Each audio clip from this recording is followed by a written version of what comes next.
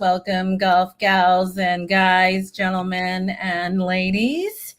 We are here tonight again for week 6 of our Your Next Best Shot series. So thanks for joining us.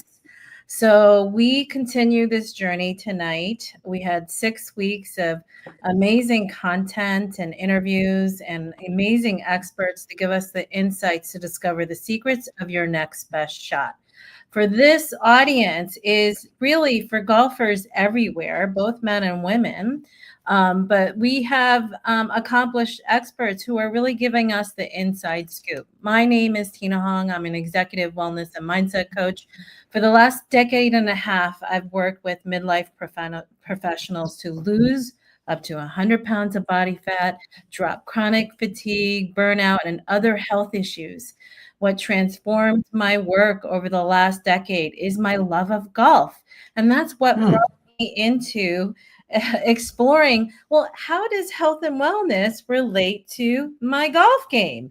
And so I'm really excited about tonight's guest, Dr. Rich Goldberg, as an LPGA Amateurs member and leadership member here in Rhode Island and Southern Massachusetts. I met Dr. Rich at one of the events. He came in as a speaker, and I was so excited. I couldn't wait to talk to him after he had his little presentation. So I'm so happy to have you here, Dr. Rich. Do you want to say hi before I go into your background? I would like to, Tina. Thank you so much for inviting me to be part of your podcast.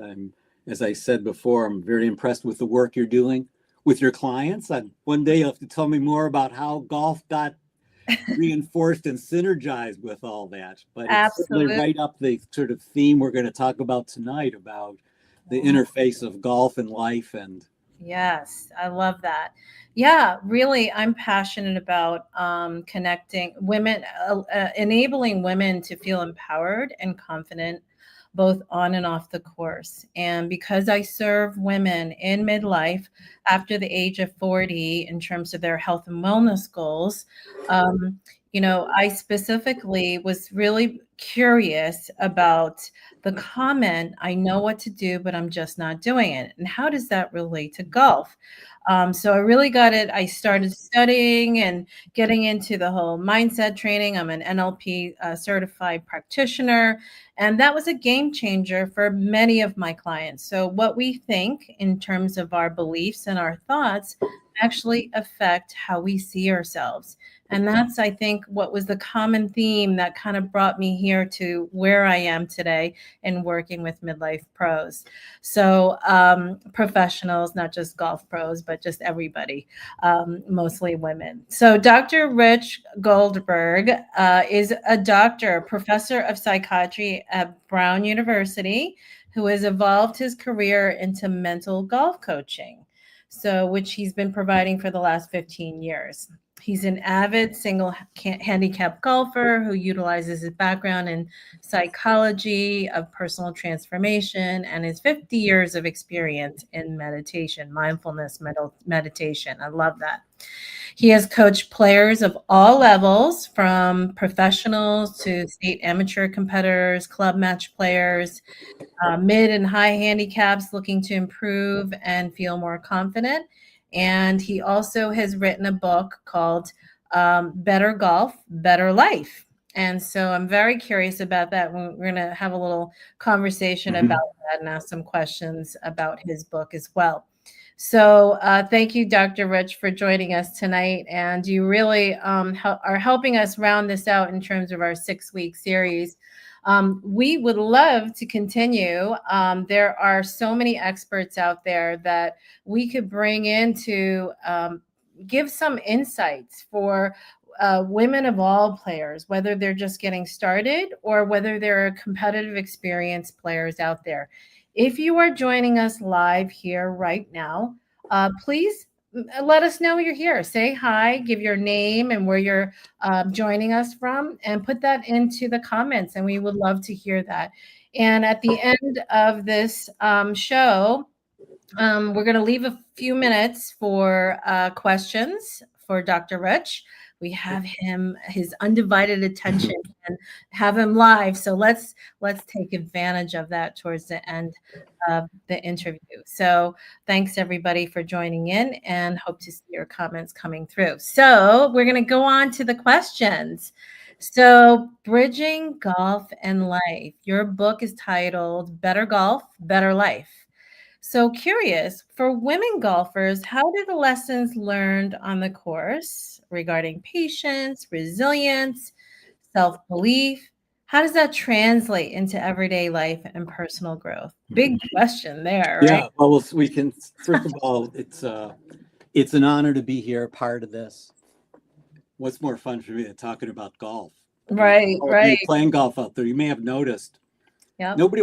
people really don't want to hear you talk about your golf game. Other Mm. people get pretty bored with it. And like, oh, you remember the seventh hole today, and their eyes glaze over. Right, Well, right. it's good to have people who are interested in your game. Yep, yep. So, better golf, better life. Mm-hmm.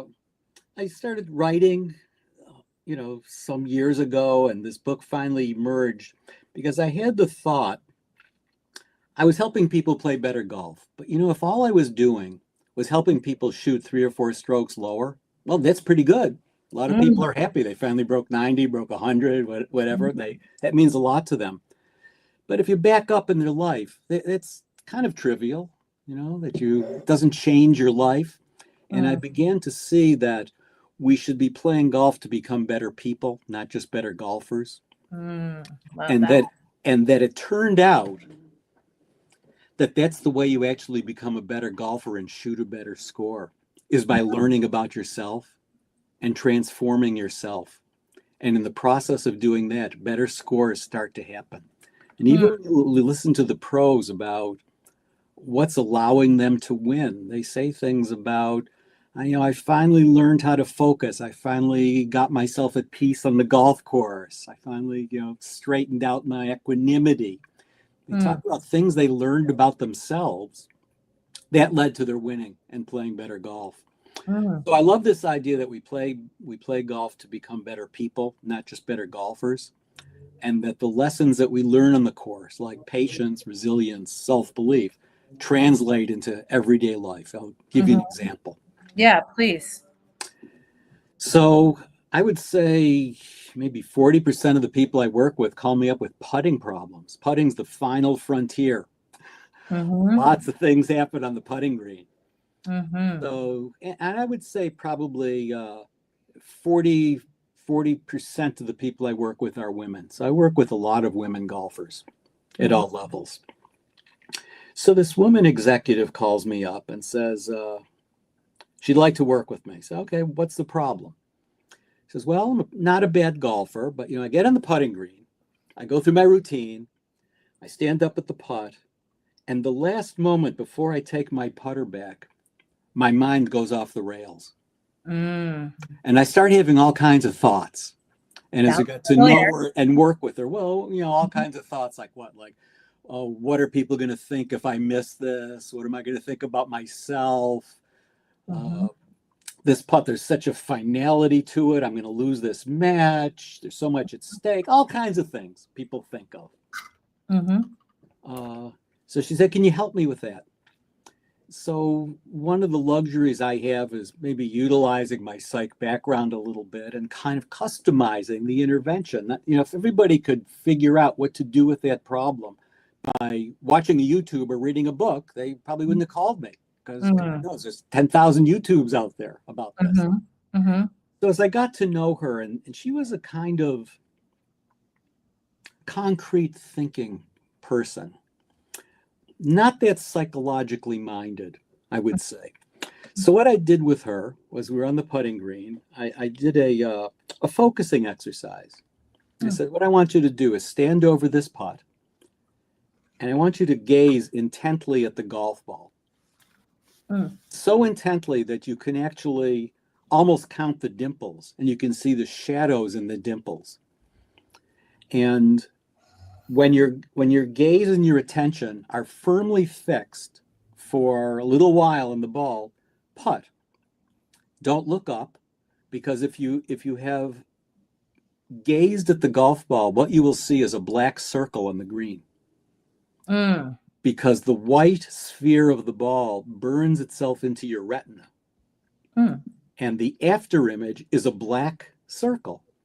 So Mm. that's pretty good concrete evidence whether you're doing the exercise right or Mm. not.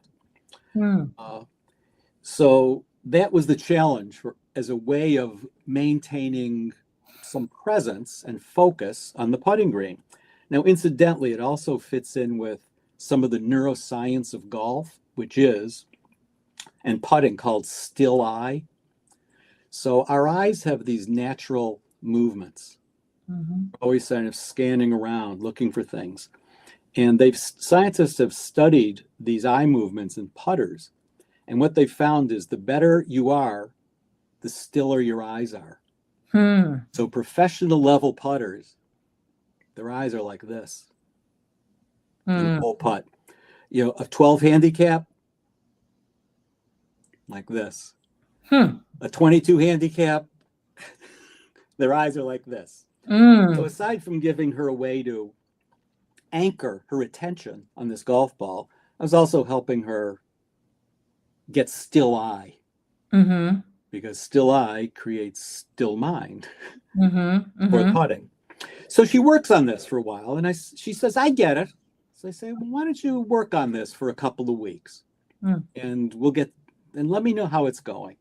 So she works on this for, I think she calls me back in 3 weeks, and she says, my putting is so much better. Mm. My mind is not going off the rails. And, I said, well, it's not going off the rails because now you've got your mind tethered to something. There's nowhere for it to go because you're intently engaged with this. So she was really happy with that. She said, oh, I'm so happy with that. Thank you very much. I said, well, let's talk about one other thing here. You really learned about presence in putting. Let me suggest to you, you think about bringing this into your life. Because you had told me that you're a business executive and there's a lot of people reporting to you. And they come into your office looking for advice, asking you questions, giving you reports. And I know what you're doing because you've done it with me. This is what you're doing. You're on your phone. You're looking at them briefly and you're like pecking away at your phone and looking up stuff. You're not present, just like you weren't present over the golf ball. So what I propose to you is you take this new skill that you're developing of presence, bring it into the workplace with the people reporting to you. Be present with them. Look them in the eye. Listen to them for 12 seconds. And tell me what happens in the workplace. She says, oh, I get it. It was a little bit of a lecture there, but I understand what you're saying. Okay. So she calls me back in another 3 weeks, says, you won't believe how my business is transformed. All of a sudden, I feel like I've got employees who are loyal to me, not just working there anymore. And he said, why do you think that's happening? She says, because I'm present for them. So there's a great example of something that you learn in golf that's important to shooting a better score that you can bring into your life and be more effective in business. And by the way, I didn't even get to talk with her yet about how about with your family and Exactly. It was how about that? How about with your kids? How about with your kids, etc. So if I had gone up to her 3 months ago and said, don't you think you want to be more present with your family? She would say, I'm not interested. Who are you? I'm not going to talk about that. I'm not interested in talking about that. I'm not calling somebody up for that. Right. But she wanted to be a better golfer. Yeah. So we started where she was starting, which is learning this skill to be a better putter and then bringing it into her life. That's amazing. So there's a great example of, better golf. That's fantastic. I love that. Now I'm curious. Now you had a therapy practice prior to getting into the whole golf coaching, correct? Yes, I did therapy. I was a medical psychiatrist, so I did everything from medications. If somebody needed therapy, I would do therapy. I would combine them. So I was very eclectic. Yeah. And you also, do you currently still teach at Brown University? Yeah, I still teach, but I'm not practicing psychiatry. I'm doing Dr. Rich Golf now. Oh, at Brown. Full time. At Brown? Oh, no, I have my Brown title, but oh, okay. Yeah. That's fantastic. So I'm just curious, like what was the translation? Like what was the common through line between the psychiatric practice and the mental golf coaching? Maybe that's not a clear No, question. Like I what? think it's if Yeah, two ways I could cut at great. that question. Yeah. One is I think I bring a the ability to listen to people, listen to my clients Mm-hmm. is important. Not making assumptions about Mm-hmm. what the problem is, Mm-hmm. helping them get in touch with the problems. Mm-hmm. I tell them I don't give golf tips. Mm-hmm. I used to tell this to people in therapy. They'd come to me with a marriage problem Mm-hmm. and they would want me to tell them how to fix it. And I say, if you want advice about how to fix your marriage, go see a marriage counselor. I don't do that. It may be good. There's a lot of people who benefit from that. But if you want to see me, what I'm going to do is help you look at your marriage and understand what's going on. How are you contributing to it? How is your behavior causing it? What can you do about making changes in it? So I'm not here to give you tips or advice. And I think I bring that into my golf coaching as well, because golf tips come and go. Everybody wants a quick tip to change their game, Right. as opposed to learning to look at themselves. And that's an important skill. So I think I bring that from psychiatry into the way I work with people That's great. in golf coaching. Amazing. Awesome. I love that. So let's talk confidence on the course. Many women golfers, especially recreational players, struggle with confidence. We know this. They get up on the tee box, and the first thing out of their thoughts is, "Oh, I'm going to really screw this up." Some negative thought or belief right away. So, what are some key effective mental strategies that you can guide us with in terms of helping players feel confident and calm in those moments where maybe they're in front of a bunch of people and they need to feel like they need to perform well? What kind of tips what kind of mental See, we yeah, don't give it, but I get the question, and guess what? It's not just women golfers who are, mid handicappers who are dealing with this. The right. highest level professionals have the same problem on the first tee. And in certain situations, and I deal with people who are, state level amateur champions, and what we're dealing with is confidence, issues in their confidence. So it's a pervasive problem in golf and in life. So, where does confidence come from, and what are the mental strategies that can help people deal with that? So I don't do psychoanalysis with people. Maybe that's an issue. Where does our confidence come from? Some of it's genetic, some of it's from our parents, some of it's from early experiences that are positive and negative.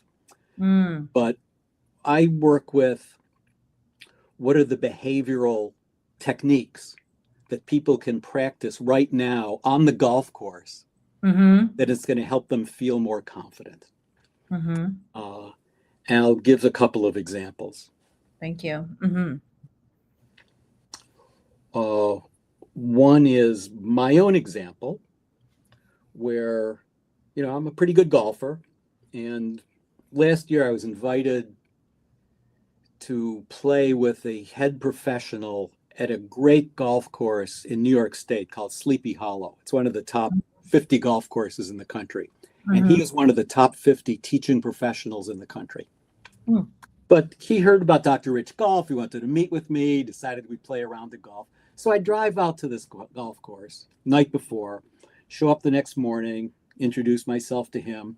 He says, yeah, we have a nice foursome today. There's me, and I had looked him up. So his average score is about 65. And he says, we're going to play with the club champion, whose average score is about 68. And his best friend, they won the member last year. His average score is like 70. So I'm playing with these three guys.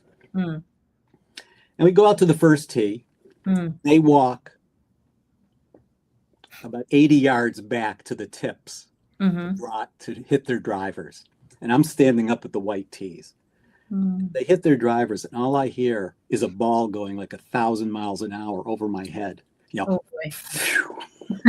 Because they're such, they're driving the ball 280 yards. Mm-hmm. So then the three of them walk up to the white markers. And they stand there, fold their arms, and they're waiting for me to hit my tee shot. Mm. So I've got a lot of golf skills. I'm a pretty good golfer, and I'm standing there in the first tee, and the thought I have is, please God, don't let me miss the ball. Really? I mean, I haven't missed the ball in 30 years. But apparently, due to my own psychology and who these people were and the situation I was in and all kinds of things converged to create this regressive behavior in me to have that thought.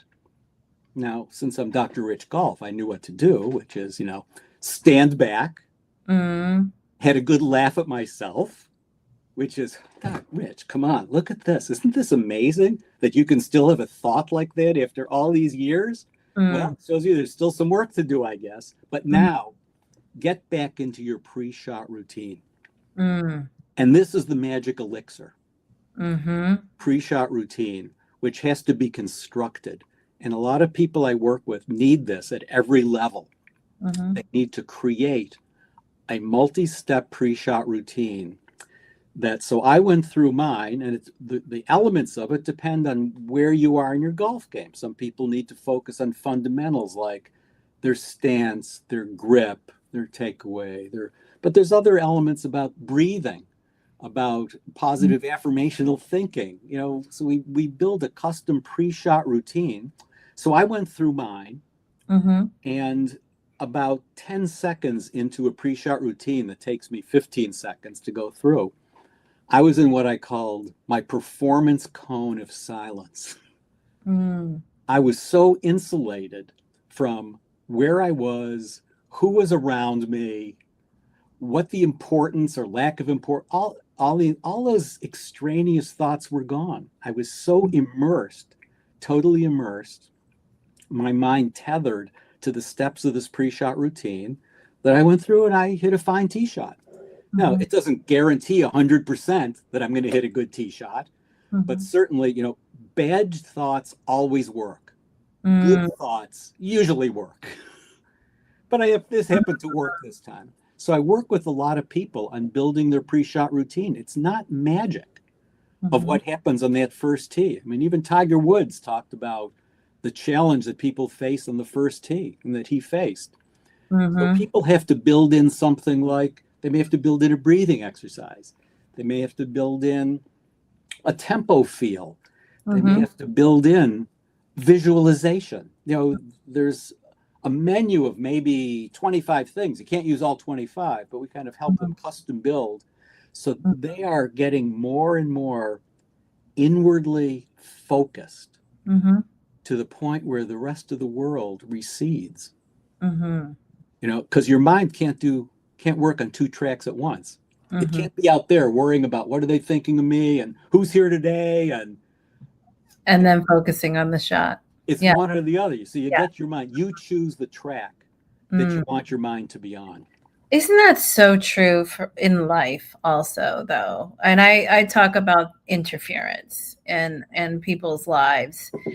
We often have things that come into interference that come into our lives from the sides, from the sidelines, and we get all off balance.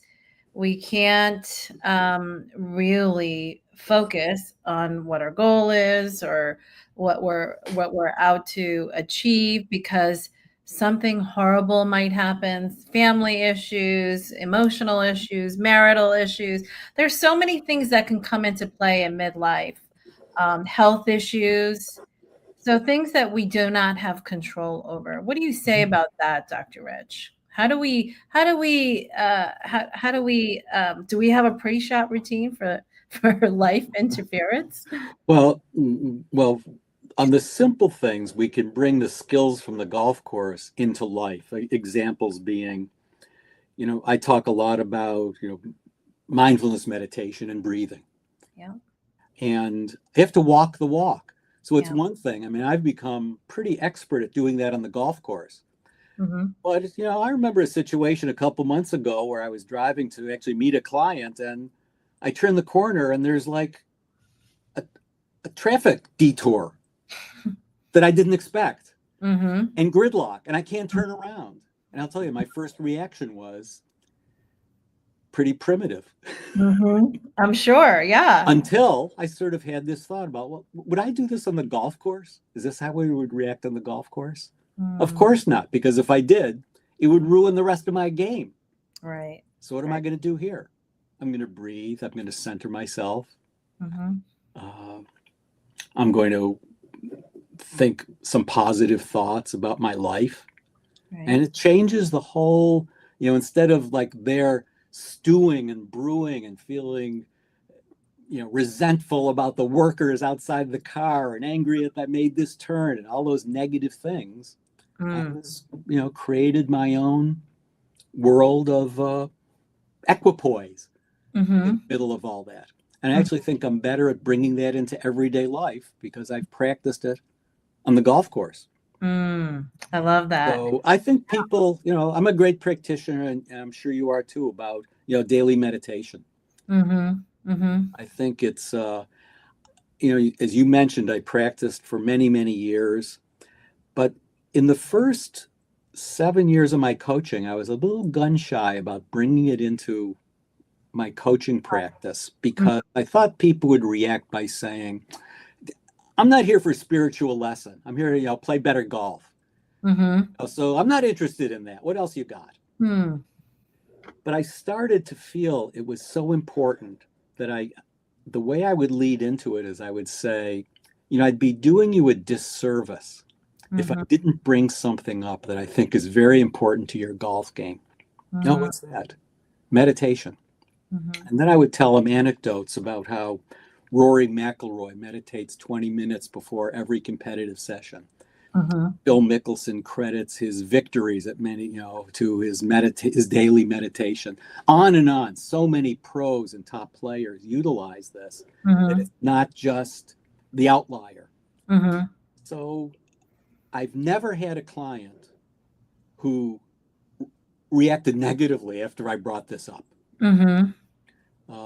Most of them are interested in either resuming some practice that they gave up on and learning a little more about it, or beginning. Mm-hmm. So a lot of times I'll teach them my own way of looking at things, or I give them Calm. There's good apps they can look at and get things from apps. But I think there's not a one-to-one translation. They're not going to go out and start to shoot 10 strokes lower the next day, but it will affect their equanimity and their poise on the golf course in very helpful ways. Mm-hmm. And it certainly helps their life. Yeah. So I'll just tell you anecdotally that my practice has evolved over time. Mm-hmm. About 4 months ago, based on somebody I met through my business, Dr. Rich Golf, I started to do more gratitude meditations in the morning. I think I was the kind of person who wasn't grateful enough for all the great things that happened in my life. And I started with gratitude meditations, and I'll tell you, it's really made a huge difference for me. It was the right time for me to do that. It sets the tone for my day much better. Yes. And there's a lot of golfers who, I mean, this is, again, very individual, that the best thing for them to do on the first tee is some kind of gratitude, a silent gratitude and breathing meditation. That they're grateful to be here and they're ready to accept whatever happens as this round unfolds. Yeah. Now, that's not for everybody. It's got to be, placed at the right time for the right person. At the wrong time, that's useless. Yes. But, certain times it's very helpful. Absolutely. So, yeah, I love golf as a meditation. I always say that. Yeah. And so we have a lot of time on the golf course Mm-hmm. to practice meditation. In a 4-hour round, you're only hitting the ball an hour. It's Right. 3 hours where you're not. And what are Yeah. you doing in between shots? Yes. So I will often encourage people to think about, of sort of meditating. Now you have to learn to balance. Golf is a social game. Mm-hmm. No one wants to see you like sort of walled off from the world. So it takes a lot of practice to balance the social and private aspects of the game. I'm glad you mentioned that. It's so true. I mean, sometimes I prefer not to socialize a great deal in between, hole. I mean, yeah, some things when you're in the cart riding to the next shot, I mean, that's fine. But sometimes some people really, really do a lot of socialization. A question about, Yeah. you used the word equanimity a few times, and I love that word because in Buddhist philosophy, they use the word equanimity, but basically, the way I understand it is it's about staying neutral. It's staying neutral. So, Mm-hmm. saying unbiased. And if you can train your mind to stay neutral, um, I think that would be a powerful thing. And I guess one thing you would say is, um, it first starts with awareness, Right. right? Right? Checking in Yeah. with yourself. Awareness that you're overreacting. Yes. So when you see, I'll give you some neuroscience about this. Yeah. That they've done an interesting study where they are studying brain waves by Mhm, putting on sort of a bathing cap that had electrodes that would mhm, transmit your brain waves to a machine, so they could study the people's harmony of their brain waves. And mhm, what they found was that when people missed a 4-foot putt mhm. and complained about it, it would disrupt their brain waves for three holes. Wow. Isn't Yeah, that it lingers. So it affects your next drive. The next 3 holes are being affected by your yeah, lack of equanimity. yeah. So one has to learn how to accept a missed putt like that.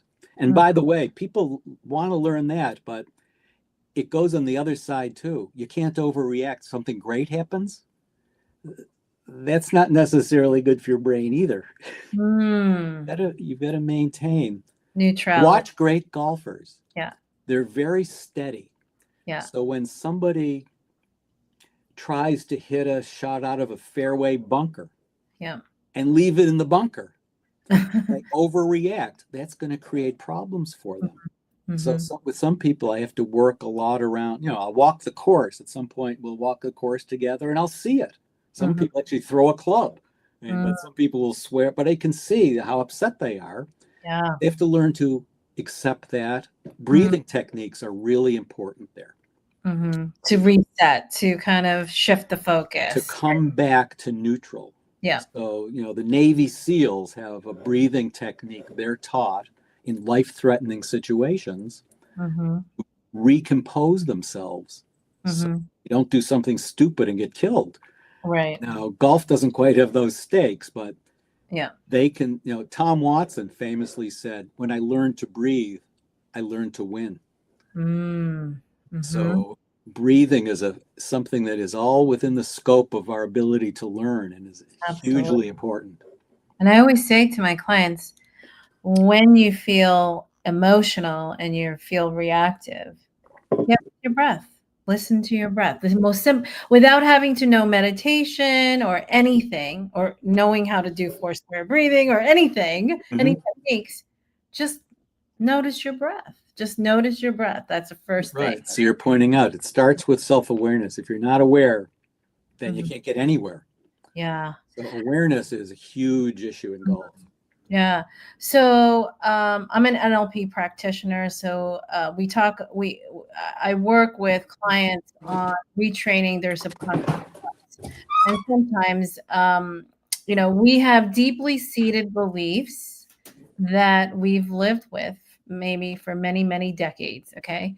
So, some of the things have to do with self esteem or your role in life, or there's some deeply embedded things in our subconscious thoughts that that we what subconsciously are always with us. So I'm curious, like, how do we, if we were always told that we're not good enough, or we're not worthy to win, we're not, the worthiness comes up quite a bit, especially for women. um how do we silence those thoughts? I know from NLP we train our languaging patterns around those thoughts, but I'm curious to know what you think about that in terms of kind of those impervious thoughts that come up constantly, incessantly. How do we get away from that? Well, a couple of thoughts about that. Mm, Because I certainly see people who have these thoughts they've carried with them for a long time that, like, mm, some people say, I'll tell you, my sister used to say this. She was a great teenage golfer, hit the ball really far. And she mhm, always say to me, Rich, I think I could win a lot of tournaments, but I'm a terrible putter. mhm, And I used to say to her, Judy, and you always will be as long as you keep saying that mhm, about yourself. mhm, mhm, So one of the things people can do is stop reinforcing the negativity in themselves. mm, I see people on the golf course, it's really sad, who every time they hit a shot, they say, I stink. mhm, There I mhm, go again, another terrible shot. mhm, I always hit the ball short. I mhm, have no power. mhm. Uh, I guess I'm never going to learn this game. I mean, it's like one negative thought after another Right, that they're right. reinforcing. So Mhm, first they got to become aware of that. And please, if you do that, stop doing that to yourself. mhm, Instead, find some positives. And here in the pre-shot routine, there's positive things you can be doing. I'll give you an example of how I've used that in my own game and how somebody helped me see that. mhm, So I play, I won't, with a guy who's a former state champion. mhm, He's older now, still a mhm, great golfer, and fortunately, he enjoys playing with me. mhm, So here's what happens. What happened many weeks in a row, mhm, and he's a phenomenal putter. mhm, First hole, I'd miss a putt, mm, and my friend would say, "Rich, you had a great tempo on your putting stroke there." mm, Good. Second hole, I miss a putt, and he would say, uh, "I like the way you started that on the line you chose." mhm, Third hole, I would miss a putt. He said, mhm, you really showed good distance control on that putt. mhm. Yep, by the time the fourth hole comes, I feel like I'm the best putter in Rhode Island.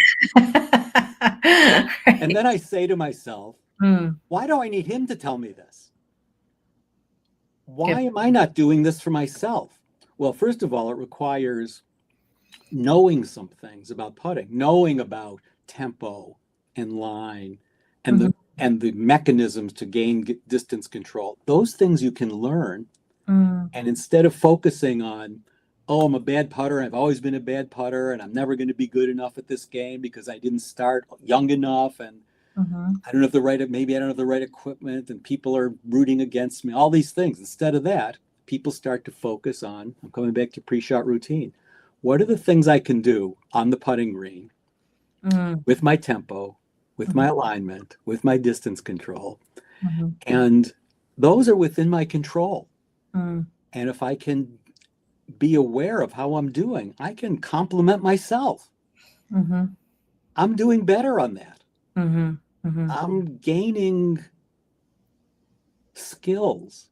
mhm, mhm, So one day, a few weeks ago, I walk off the golf course playing a round with some friends. One guy comes up to me, puts his arm on my shoulder and says, Dr. Rich, not a very good day for you today. Don't worry, you'll have a better round next time. And I'm mhm. saying to myself, I didn't tell him, I say, he has no idea. This was my best round of the season. I learned so much about myself today. I Mm, had 3 goals, that had to do with my behavioral markers in certain areas. mm, I hit a lot of those goals. I learned what's keeping me from hitting more of them. I mm, came away from today's round feeling amazingly good. The number didn't matter at all. I mean, it mattered to this guy. Yeah. Didn't matter to me. I had a wonderful round of golf. So people, short of going into psychoanalysis, now they may see you. Some people may need NLP. But the approach I take on the golf course is to have them, develop the awareness to stop undermining themselves, start having positive affirmational thoughts about selves, and knowing, well, they can't just be vague thoughts. It doesn't work to just say, I'm a great golfer, I'm a good golfer, They have to have certain specific things. And one thing at a time, it might be, what can I do to have better tempo? Because that's one of the biggest problems. Look at people who are struggling, their tempo's off. Yeah. Just slowing it down, just half a pace can make full swings and putting. They're accelerating, they're decelerating, they're stabbing at it. There are all kinds of things, and tempo is within our control if you learn how to do it. How to synchronize it. Quite teachable. Your breath, how to synchronize it with your thoughts. Yeah. There's so much complexity behind this. I love this. And I think I'm a coach who helps people change their habits. Okay. And I call it practice. We practice ways of teaching ourselves and learning for ourselves what our real identity is. And oftentimes we live with an identity that was given to us, or we perceived it as given to us, but we can recreate that, believe it or not, with our thoughts and our beliefs. And I call it practice from week to week, and you can immediately shift your beliefs and your thoughts and your memories, because subconscious thoughts get designed in our inner brain based on memories and experiences. So when we reframe those memories and experiences in a different light, we actually can see ourselves a little differently. One little quick story is for me personally, my dad had stage 4 cancer for 10 years, and he was terminal. And, he lived 5 years beyond his termination, expiration, which the doctors had given him.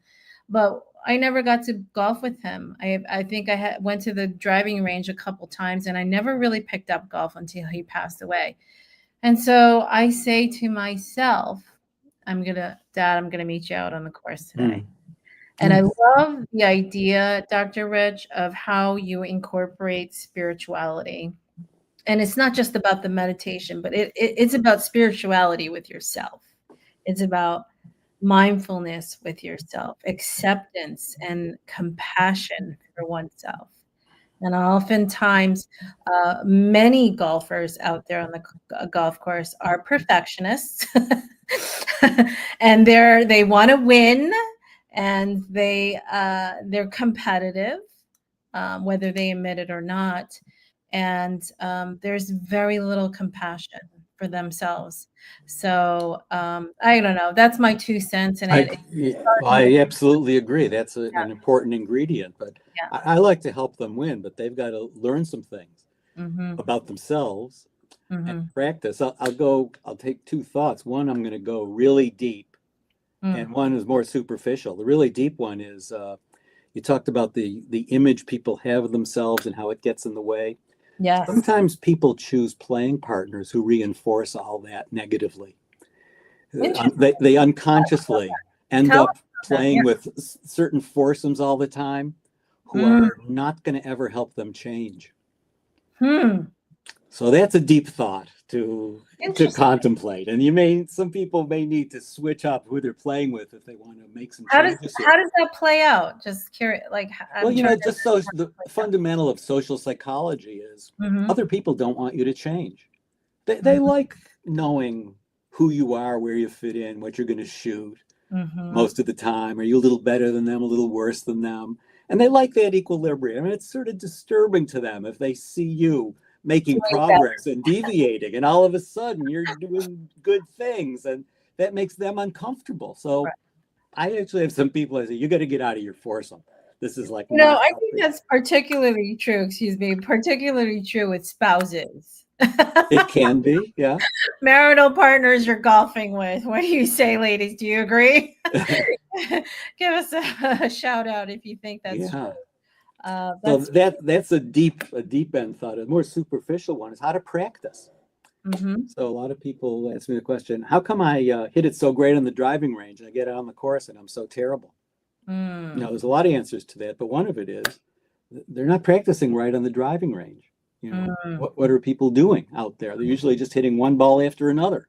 hmm They'll hit like 22 7-irons in a row. without even thinking. Yeah, Like, just yeah, and you get out on the course and you have to hit a 7-iron. You just haven't yeah, hit 21. yeah. You're hitting one. So you're hitting 21. That's not a helpful thing on the driving range, for Yeah. example. Or, you know, there's more, but I work with a lot of people around this question. How come I can't take it from the range and bring it out to the course? I said, because you're not doing the right things on the range. So Right. learning how to practice Uh-huh. is important. Just playing more golf is not going to get you there. Yeah. More of the same. This all goes back to my first comment of oftentimes in the last decade and a half, what most clients have come to me and said is, I know what to do, but I'm just not doing it. And habits change, our thoughts and our subconscious beliefs change when we create new practices. And I love this conversation. Dr. Rich, you have brought in so much insight. I hope this is really, impacting you all who's listening to this. If it is, give us a comment. Any questions from anybody who's watching this live or in the replay, please put your comments in the window and on the comment fields, and we'll give Dr. Rich a chance to respond to that. So I know what to do, but I'm just not doing it. It really takes mindfulness, it takes awareness and practice. It's kind of unraveling. And we oftentimes go about life in just a reactive state. And it's not just about your best clubs or your brand new driver or the outfit you're wearing or any of that, all the lessons you've taken. It starts with your beliefs and your thoughts. So I love that. So Donna or Mary, if you have comments or questions, please type them into the comment window, and we will be able to see that. If not, I think this is we have gotten so much out of this conversation. We are Fun so talking with you, Tina. It's great yeah, talking with you and having the sort of complementariness of your yeah, NLP background and the kind yeah, of coaching you do. There's some relationship to what we're doing, but we're in different absolutely. domains. Absolutely. And I am so grateful that you have been able to share such enormous um, um, information with us. So, Mary says, so it's important to stay positive. Do you have any strategies to not let other comments get in your head? Yeah, like people in your foursome or your spouse, or how do we get, Yeah, the simple behavioral approach is you have got to set the agenda for your brain, or mm, it will set it for you. I love that. Right. That So is, if you, and you just can't tell it to stop, yeah. that doesn't work, because if that worked, we'd all be scratch golfers. What you have to do is you have to engage your brain Yeah. in a pre-shot routine Yeah. that is so powerfully engaging because you've constructed every step of it and you understand why it's meaningful to you. You Mhm. get so engaged in it that your brain cannot regress That's to its awesome. typical kind of Yeah, it's like negativity and questioning. building a muscle. It's like you have to continue to train that muscle. So when people now have this experience, there I go again with those, those terrible thoughts. Instead of feeling like a failure, they should Mhm, start to say, what a great opportunity I have right now. mhm, I've noticed that, and there's something I'm going to do differently right now. So mhm. each of those things are not negatives, they're opportunities. Yeah. And I love, that's where we change. We, yeah. we don't change in the quiet of our living room reading a book. Mm, We change when we're actually experiencing. putting it into practice. Something negative, and we set a different agenda for our brain. Yeah, it's about reframing our experiences. Thank you for that question, Mary Z. I love that. And I am just so happy that if you are on the replay and there are questions. Now, Dr. Rich, how do we get in touch with you? If there are people out there really interested in getting with you, how can they find you? So I have a good website, drrichgolf.com, DRRICH golf.com. So look at the website. There's a section called Working with Dr. Rich. And that section gives you sort of two options. Hey, if you want to call me and say, I heard your podcast with Tina, and I was really interested. Maybe we have something to work together. Can I talk to you for a few minutes? And sure, give me a call, send me an email, and we can connect and see if it makes sense to work together. If you're already convinced that, I'd like to dive in and do an initial session with you, there's a way on the website just to sign up for an initial session. But either way of getting started is fine. Excellent. Thank you so much. So we have had an amazing, inspiring conversation and some game-changing strategy with our mindset and all these fresh insights to help you play and live with more purpose, power, and joy. So whether you're a weekend golfer, just starting out, or looking to boost your confidence on the course, this is your invitation to grow, connect, and tee off with a renewed game plan. So whether you're working on your health and wellness, you're working on your golf, don't be shy. Reach out and get the support that you need. So thank you so much for everybody joining us. And we look forward to continued conversations and an ongoing. Keep an eye out in your emails, or if you have questions and would like to be included in the email, you can DM me directly. And I'm happy to include you for upcoming podcast shows just like this. So elevate your golf, elevate your life, and health and wellness starts with your beliefs. So thank you so much. Thanks, everybody, for joining us tonight, and give us some feedback. We'd love to hear from you. Thank you so much, Dr. You've been amazing. You, Tina. It was great sharing this experience with you tonight. I appreciate it. I'm so grateful. Thank you. Now, don't go anywhere, Dr. Rich. I'll stay on. Okay.